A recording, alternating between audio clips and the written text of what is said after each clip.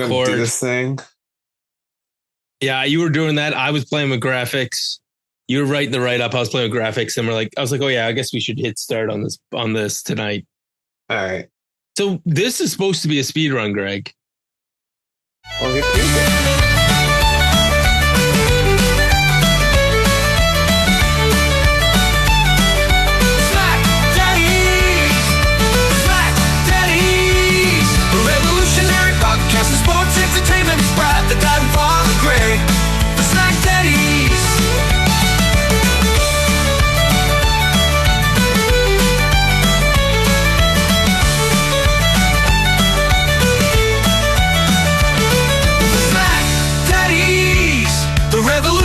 Podcast of sports entertainment, it's Brad, the dad, and Father Greg, the SmackDaddies.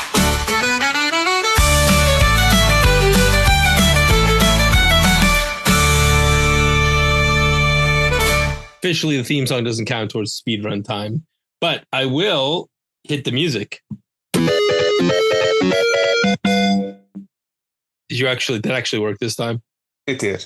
Okay, so hello, friend. I am Brad the Dad. Riding shotgun with me is my tag team partner, Greg, Father Feltham. Bless you, my son. And we are your SmackDaddies on the Hub Sports Entertainment Network. We are covering SmackDown. We're trying to do this fast, but I feel like we're going to have a long argument or debate or even just like a what the F. Sorry. Wait, are we allowed one curse word? You're going to do as many as you want. I don't care. Randy said we're only supposed to use one. Oh. All right. I might need it later. Hold off on it yet. All right. So what the? All right. Like, seriously. So, yeah. There was other stuff that happened this week. I mean, more Hulk Hogan love / Vince McMahon nearly died in a car wreck on the same day as Hogan died. Yeah. Yeah. Can you imagine? Imagine what the news cycle would have been like for that week. No, I'm not even trying. Good. All right. So let's talk about this. So walkouts, everything gets ready for SmackDown. And the first thing I know is Greg's going to be yelling at his TV because they say this first hour has limited commercial interruptions. And I was like, Greg's pissed already. No, Greg was fine. I thought, yeah, yeah, whatever. You were fine until we heard John Cena's theme song. No, I actually was okay with the John Cena's theme song and stuff, but does this SmackDown go off the rails fast? So the two guys come out to talk, and John Cena holds up his hand like he's going to testify. He pushes the mic down in front of Cody, and he says, "I've had a change of heart, and these other two guys who talked me into this aren't around anymore, Greg. They aren't. And so now you've woken me up. I said I needed a rest, but you lit a fire underneath me, Cody, and you did what a good friend does, and you challenged me to fight. And there's no more BS anymore. The real John Cena is back, and you're going to get beat up by one platinum rapper instead of two this time. Wink, Travis Scott. You don't want to come out and play, so fine." And all those boos have woken him up. He points to the crowd and he said, "You're going to get the real John Cena versus Cody Rhodes in a fight at SummerSlam." And this is where we get tonight's title, Brad, because we're calling tonight's episode "Believe Half of What You See and None of What You Hear." Okay, that's a good title, Greg. I thought you were going to just do an homage to Dallas as I share my picture with you, which is, and we get this classic song.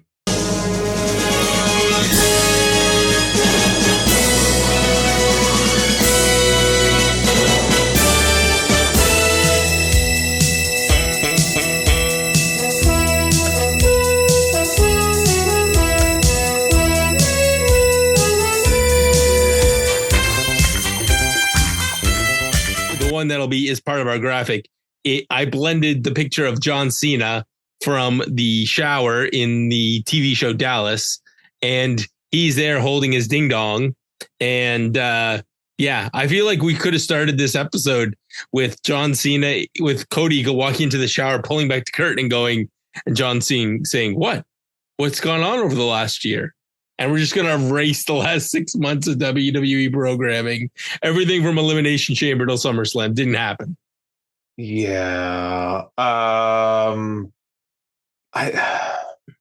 don't even know, man. Like, I literally I don't know. And maybe I'm just being extra cynical this week after catching up on WWE Unleashed, or sorry, WWE Unreal. Do you want to cancel a SmackDown review and just talk about Unreal instead? Maybe, because honestly, I feel like one or two things is going to happen here. And I don't know which, and I'm not sure I have a preference one way or the other. So in my mind, one or two things is going to happen tomorrow. Excuse me. Option one, John Cena is a man of his word for what he said tonight. He comes out, he's going to be face Cena. And this is now, we're going to have the face run to finish it off. We had to get there in some way, shape, or form, and this is how we did it. Is it the best way to get there to get him through to December? I don't know. Hell no. I mean, if you're going to switch him back, you got to do something. So is this the way to go? Probably not, but that's what we're going to go with. So, okay. That's option one. Option two is this is all a ruse. And on Sunday night, we're going to see The Rock. We're going to see Travis Scott.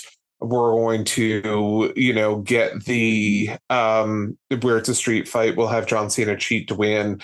And this was all just to lull Cody into a sense of whatever. So I don't know what we're going to get until Sunday. And yeah, I just was not really impressed with this. You actually said tomorrow, and I was like, bold of you to think this is going to be on the first night of SummerSlam. Yeah, sorry, I meant second night. And so then this also then begs the question is John Cena is now the face in this? Does the guy who beats up someone else, forges their signature on a contract, are they now the heel in this scenario? And do we get option number 3 where we do get The Rock and Travis Scott, but we get Cody Rhodes having the advantage this time, and he cheats to win, and babyface John Cena tries to win back his title before he leaves, and who knows, maybe he will win it back, and we can get the unseen 18 instead of the unseen 17. I don't think you're going to see an unseen 18. When he loses it, he is lost. Yeah, I really hope that The Rock comes out and this was all not just Dallas, because if on the only problem with that scenario, Greg, is then Cody is the biggest dumbass in the history of wrestling. Yeah. Sucker. You thought I was a good guy after all this? They can't. They can't turn him after that. They can't turn him back to a face. Like, I don't know how you do it if you don't pull if this was all a work. Yeah. I mean, there's a line that Cena says in his interview in Unreal. And he says, just because the word WrestleMania is involved doesn't mean it's the end of the episode. WrestleMania could be in the middle of the story. So is SummerSlam the end of the story, Greg? I don't know. John Cena's going to finish his story now, for God's sakes. I have this picture of John Cena in the shower up in front of me. It's all I can see, Greg. Oh, I got another one for you later on in the show too, which I think I might make our graphic tonight, just these two pictures and nothing else, because there wasn't a lot of Tiffy time on this. So normally that's where I try and stack our graphics with, and definitely not Charlotte Flair, because she scares small children. Yeah, that's fair. There's one other thing that I don't know will be part of your graphics for tonight. It's a line I have a little bit later when we get to not this match, but the one after. So we'll talk about that. I can add it. We can have all kinds of things. I also think I might just make a text box with all the MFT jokes in it. Oh, God. All right, let's move on because we're supposed to be going fast here. And we're going to skip over a whole lot coming up. Oh, yeah, it's no problem. Jelly Roll gets beat up at the Performance Center. That's your next segment on this show. Didn't need this crap. No, this one is 100%. All right. Cut. Selena Vega versus Julia. Greg, what do you want to do with this match? By the way, for anyone who just stumbled into this podcast, we basically are doing our SmackDown synopsis as a review. So Greg gets to decide whether we talk about the match, whether I do just say what happened and then we move on, or if there's some deep dive into this legendary match. Yeah, I like this match, but I'm very glad that it didn't make it to SummerSlam because I think one of these things doesn't belong here. And I know we're doing a nice thing for Selena to have a match in New York, but yeah.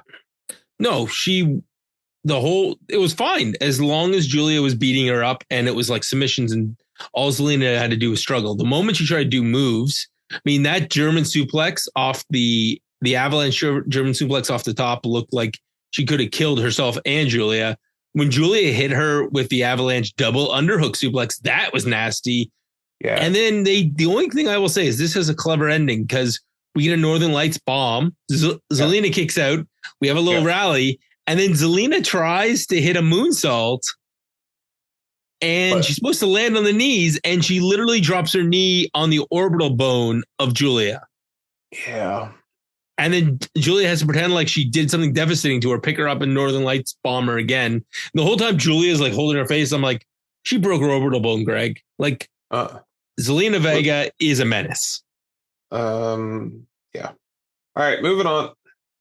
So marriage and family therapy come together. MFT. Yeah, we're cutting this. No problem, Greg. That one's an easy one for me. The good news about tonight, though, Greg, is you have two opportunities. MFTs. Oh yeah. Open challenge, Greg. We get the AAA tag titles, and with all of those tag teams in the back, what do we do, Greg? We get Mr. Iguana and Psycho Clown. And this is at the point where I'm not sure whether or not Tony Khan, who is watching this show at home, is having an aneurysm or reaching for a Kleenex. or several Kleenex.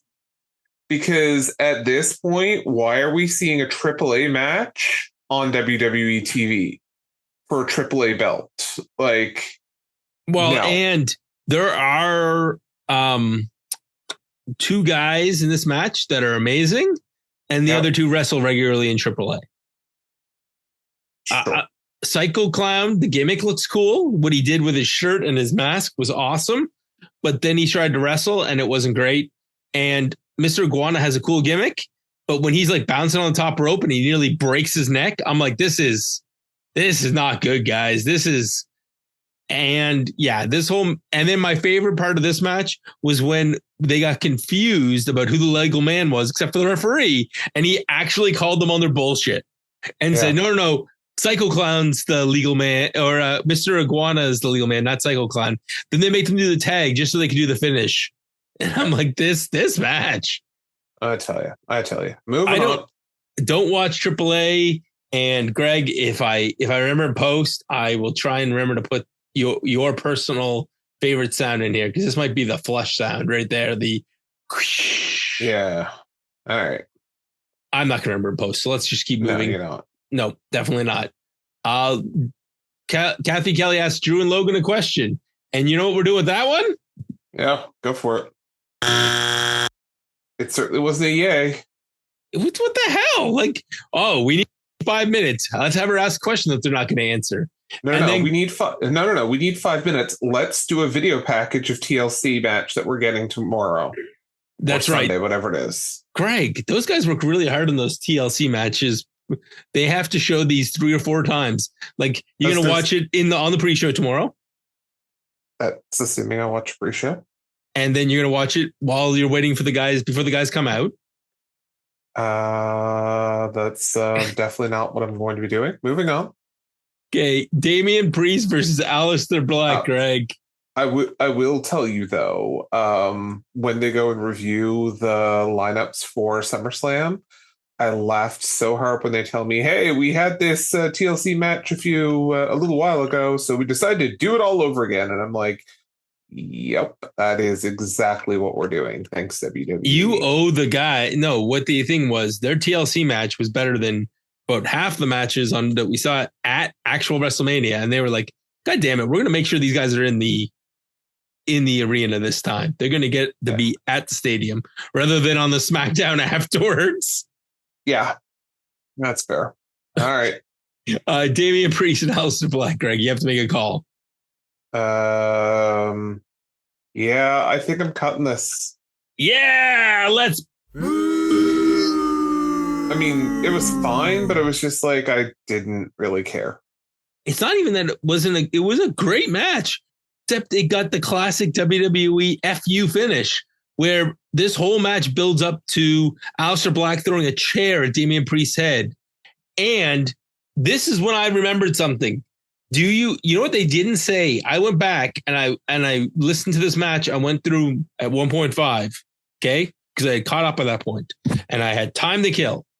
Yep. Do you remember how this feud started? No. I do. It was our truth. It was our truth. Yeah, it was our truth. Right. And so what I did was I took the graphic from tonight and I put our truth in between the two of them and said, I'm in this feud. Because no, our truth is out doing community events with WWE right now this weekend.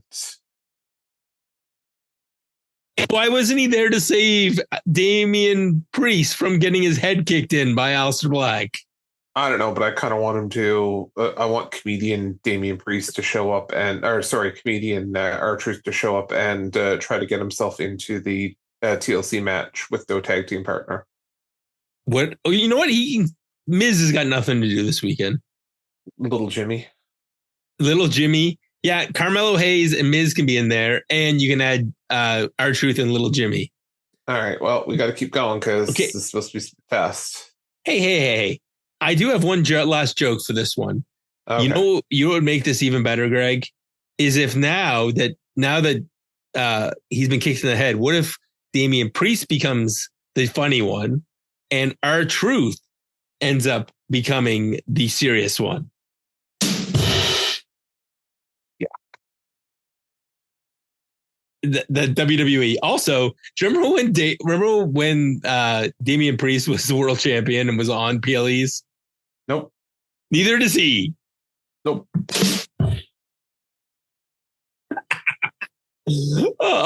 Tiffany and Jay talk. Jay didn't need her help. Tiffany didn't want any excuses, and there won't be any excuses. I am terrified about this match, Greg. Yeah, I think there's gonna have to be some smoke and mirrors here. Yeah, I mean like Cody Rhodes' old theme song, "You're Only Smoke and Mirrors." Okay, I've been delaying this all night.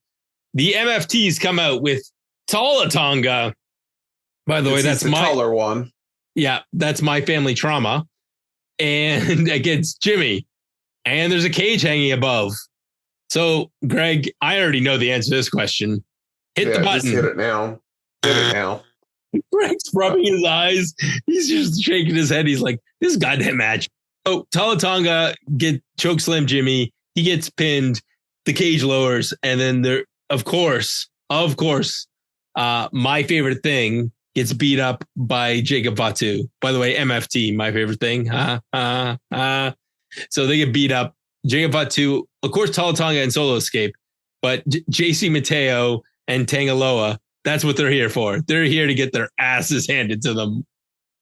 Yeah, that's exactly what they're here for. And there were 5.5 minutes left in this show after the commercial. Yeah. And our main event is Drew McIntyre versus Logan Paul. Can we go over a few of the funny lines? Because this was great. Yeah, they're out to close out SmackDown, not versus. Oh yeah, sorry, they're out to close out SmackDown. They're tag team partners. Thank goodness Drew got out of Scotland. Logan Paul says no one else can do what he did and be an outsider. Jelly Roll will always be an outsider. And let's be honest, he thought he was signing up for a hot dog eating contest, Greg. Yeah, I did not find Logan Paul funny. Wait, when do I ever find Logan Paul funny? Drew and Logan have dedicated their whole lives to this. And Drew blames Randy for this whole mess. If he wanted free tickets, there were better ways to get it. And the best line, Jelly Roll is the only guy who needs to be talking to somebody. Wait, is he talking to Weight Watchers? Another fat joke. Drew has God on speed dial. Get it? Because Jelly Roll song is talking to God. And when Drew McIntyre prays, bad things happen. Fact, when he prayed to kill CM Punk, that actually worked out pretty well in my opinion, it works out perfectly. Anyways, this is an arena, not a community center, and this is not community mandated service. Then Jelly Roll and Randy Orton come down. They beat up. There's a fight. The brawl breaks out. We're left with the indie force in the ring, the indie security force. Randy Orton RKO's 2. Jelly Roll chokeslams the other one. Let's have him do chokeslams and not black hole slams because that looked great. And that's did it though. Buddy jump, buddy. Considering how little Jim or Big Jim barely jumped, and this indie guy took a good. He got up pretty high for Jelly Roll. Good for him. I legitimately thought that we were going to see a RKO here. Oh my God! There's no way, dude. He can't do a black hole slam. There's no way he can take that bump. I was like, "Is that what we're getting?" And I was a little bit excited. I'm not going to lie. You know what? If you're going to give him a finisher, give him the easier to do Randy Orton finisher, the punt. Yeah. I mean, harder to way more jeopardy to screw it up. But if you're going to do it, let's do that. Greg, this was 20 minutes of us talking about the most forgettable SmackDown in the history of time. Yeah. But let's talk about tomorrow. All right. So instead of a synopsis, but also drop the song. This is your SmackDown synopsis. I mean, as I say, that was your SmackDown synopsis because we went fast. We went really fast. Okay, Greg, I have it open on Wikipedia. Let's do night 1 and then night 2, and we'll go just down the list. Okay. So night 1 has allegedly our opening match on night 1 is Tiffany Stratton versus Jade Cargill. Yeah, I mean, I think the order is definitely subject to change. Tiffy versus Jade here. I mean, I think that the answer here is Tiffy. Oh, I'm pretty sure it's Jade. Like, I think Jade has been pegged to be the world champion since she got there. Yeah, I would have said that if Naomi hadn't cashed in. I think Jade's winning and we're getting a Tiffy heel turn. I could see Naomi actually interfering here to cost Jade. Well, the other option is that Bianca interferes and costs Jade. Yeah. And Bianca can be the Jade rival. Okay, match number 2, Randy Orton and Jelly Roll versus Drew McIntyre and Logan. By the way, we're following along on Wikipedia. We definitely don't think this will be the match order. Yeah. This is going to be Orton and Jelly Roll winning. Jelly Roll with the choke slam for the win. I doubt it, but Jelly Roll with the RKO off the top rope for the win. Oh dear God. Jelly Roll with the 450 splash for the win. Listen, if I let you keep going, you're going to have Jelly Rolls part of MFT soon. So let's keep going. Judgment Day, Raquel Rodriguez and Roxanne Perez versus Charlotte Flair and Alexa Bliss, the not friends. I kind of want to see Charlotte and Alexa win here. Yeah, and there's time for Judgment Day to win the title back before we get Liv Morgan back. So that's probably how this is going to go. Roman Reigns and Jey Uso versus Braun Breaker and Bronson Reed. By the way, night 1 is brought to you by Tag Matches. Yeah, apparently. I don't know if I care. If I'm honest. I'm gonna pick Braun Breaker and Bronson Reed. That would be the smart thing to do, but that probably is not what's going to happen. Oh, we'll see. We'll see. Basically, maybe in January when the new season of Unreal comes out. So, and Roman Reigns will be wearing his official Jordans that are his Jordans. Sure. Sami Zayn versus Karrion Kross with Scarlett. If Sami Zayn loses, he has to say Kross was right. Yes. Talk about things I don't care about. Is this where we get a Sami Zayn possible heel turn? Doubt it. Does Karrion Kross finally win a match on pay-per-view? Doubt it. So you're picking Sami? I have to agree. Like I don't see the purpose in Karrion Kross winning. Gunther versus CM Punk. Okay, this is the most interesting match on both nights.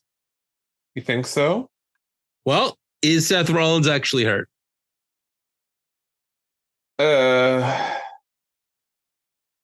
Well, let me tell you here, brother, because we've all been talking about that guy. Maybe we have been thinking about Seth and his and Unreal. So I'm not. I don't disagree that I'm not sure that it's a legitimate injury. What I'm not sure is that this is the time to bring Seth Rollins back for this, because what's it going to be like? CM Punk winning against Gunther, taking the championship, and then in a beatdown state, Seth Rollins comes out. I mean, we've seen that before. So I don't know if it really excites me to do that. Listen, I'll tell you the way to shoot it. I'll even film it for you semantically. CM Punk gets out of a sleeper. He gets Gunther up on his shoulders. He hits the GTS 1, 2, 3, and he looks and he wins the match. He crawls up. Gunther rolls out of the ring, crawls up, and the referee has the title, and he puts it down in front of CM Punk, and CM Punk's on all fours, looking at the title, and Seth Rollins stomps him, and then cashes in, and then it's over. Yeah, and the camera and the close camera, the crowd's reacting, and we can't see it. Yeah. By the way, let's put a pin in this. That is for a deeper discussion. I tried watching AEW this week because it was off this week, and I think I realized the problem is cinematography. Oh, fair. Another week's discussion. Moving to night 2, Naomi, Rhea, and Io. I really hope that this match and whoever else on this match, if the 6-team ladder match is on this, feel bad for whichever match has to go after that. Yeah. For me, this is Naomi retaining. Oh, it has to be. And the only outside chance is if you want to spill off Io Sky and Naomi, and Io Sky wins by pinning Rhea Ripley again. So night 2 of SummerSlam is brought to you by no disqualification matches. Yeah, night 1 was brought to you by tag matches. Night 2 was brought to you by no DQ. So Triple Threat has no DQ. Right. The next match, Becky and Lyra, is no DQ, no count out. The Solo Sikoa, Jacob Fatu in a steel cage is no DQ. The 6-pack TLC match is no DQ, and John Cena and Cody Rhodes street fight is no DQ. So the only match that you could see a DQ in is Dominic versus AJ. But let's go to Becky and Lyra. Hold on, player. What's going to happen is Teddy Long's going to come out and make that a no DQ match while dancing. Maybe. No, Cardi B is probably going to do that. Becky Lynch versus Lyra Valkyria. As long as she does to the Teddy Long song, this is Becky, because it means that Lyra can't challenge again. And I think that's a great. What do you do with Lyra if she can't go after this title? I don't know, and I don't really care, but Becky with the new theme music coming up this weekend. Apparently, she's getting a new theme song, which makes me sad, by a band called The Wonder Years, not to be confused with Winnie. Moving on, Solo Sikoa and Jacob Fatu in the steel cage match with no disqualifications. How many members of the MFTs get in? Listen, I think that all of them. Well, I mean, since Talatonga is taller than the steel cage, does it really matter? Talatonga is ripping the door off the cage. Maybe. Moving on. Dom and AJ. Still, Jacob's winning this match. He has to win his title back. Not so sure. Ooh. Okay, how about Dom and AJ? Is AJ getting a pity run with the title? Yes. As sad as that makes me, I think so. I also think Dom's going on a little excursion to Triple A, and we're going to continue when WWE buys a company, WWE wrestlers win the titles. Possibly. And Dom comes back as the mega champion. Oh, good. So we can get Mr. Iguana and Psycho Clown in a 3-way no disqualification match. Oh, they can bring back Alberto El Patron. He can come. Yeah, apparently, everybody's. I don't think so. All right, moving on. 6-pack.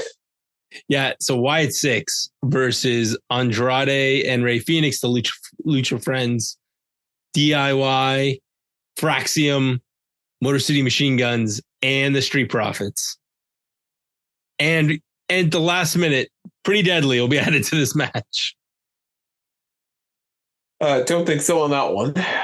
What about, why aren't we getting the Triple A tag team champions in this match?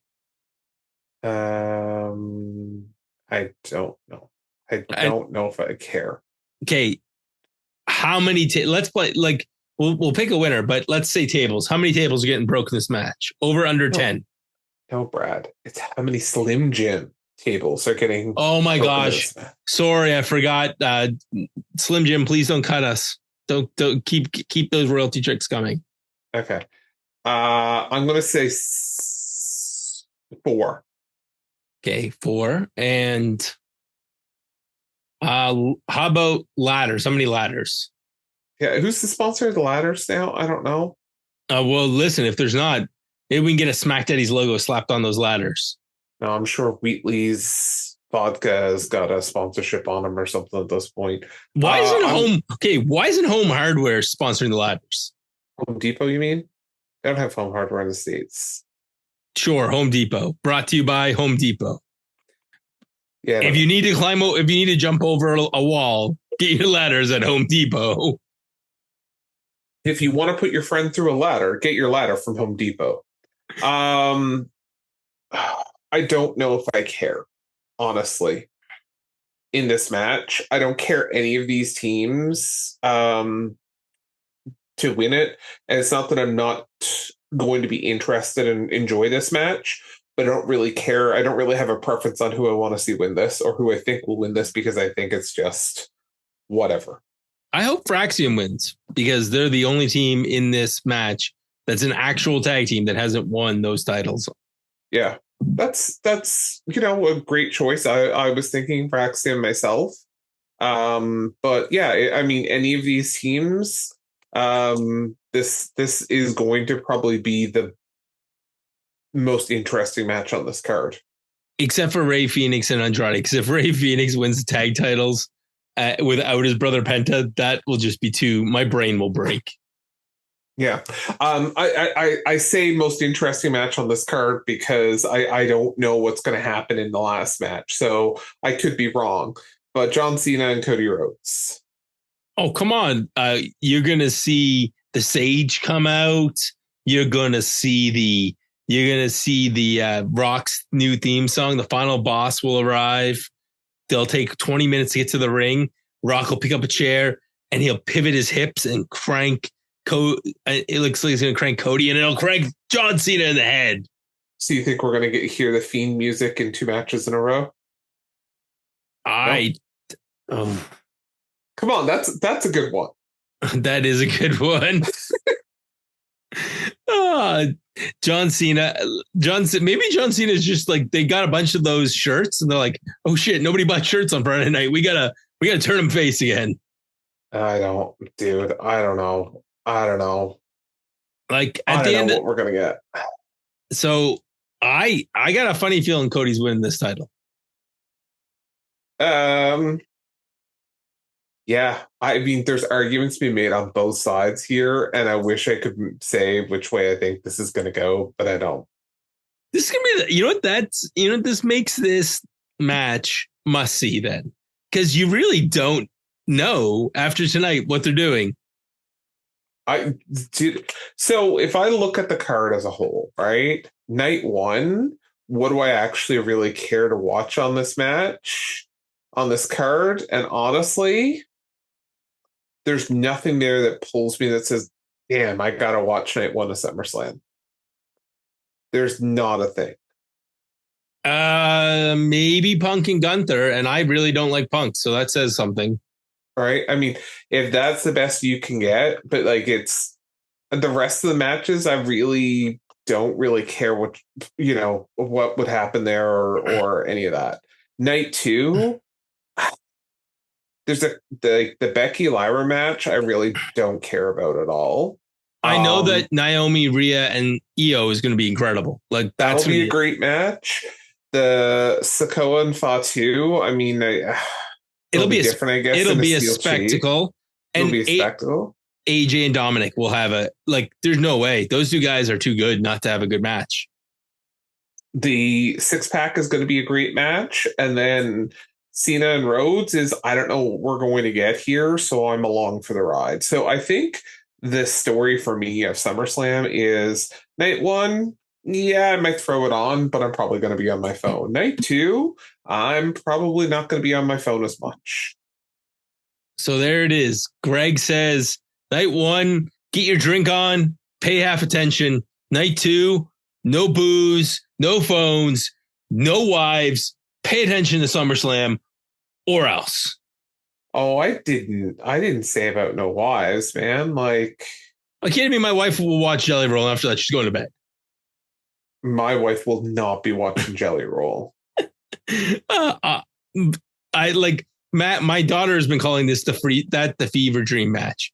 Like, what kind of weird fever dream are we having when, if I had told you 5 years ago that SummerSlam is going to have a main event featuring Randy Orton and Jelly Roll versus Drew McIntyre and Logan Paul, you would have been like, what?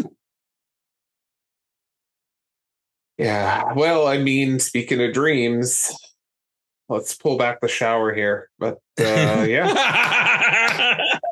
Greg played the long call. So was this all a fever dream? Was this episode of SmackDown worth watching? Absolutely not. But hopefully it set up an interesting, unpredictable night two of SummerSlam. And somebody from the hub will be back at some point during the long weekend, because I know that we're working out details on maybe sitting down and talking about this fever dream of a SummerSlam. And Greg's like, not me. That's a good chance. Yeah, not going on. Unless something crazy happens, then Greg will do a run-in just for the John Cena and Cody Road chat. It depends on how pissed off I am. Let's be honest. Greg, if this goes nuts and it's terrible, if it's just boring, don't come back. Because listen, I still assert after watching Unreal this week, I still assert that Triple H calling the Elimination Chamber stuff, that the look to John Cena's face when The Rock gives him the look, that in real life was 30 seconds. I know it was a time warp in the arena. 100%, dude. Like, and if I wasn't there myself, I wouldn't be able to say that. But that in the arena was 30 seconds easily. It was an unreal experience to watch Unreal, being there, seeing them. And then, like, I think we needed to get a smoke for Michael PSAs, because he's like losing his mind as we're reacting in the arena real time. And he's like, we hooked him. Like, that man looked like he had just, well, you know. Yep. Well, yeah, it looked like he needed a good cigarette.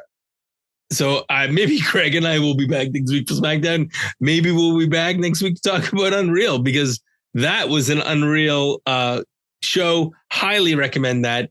And maybe that's what you put on in between. It's like, this match doesn't look to be very good. I'm going to switch back and watch some Unreal. Yeah.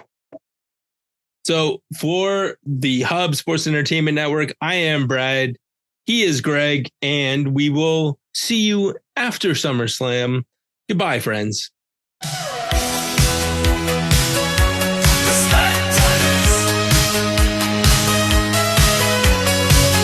Revolutionary podcasting, sports entertainment. Father Greg and Brad, the dad bless you all, the lovely tales. A Friday night, SmackDown and beyond. Go to the outer limits of your mind with the SmackDaddies.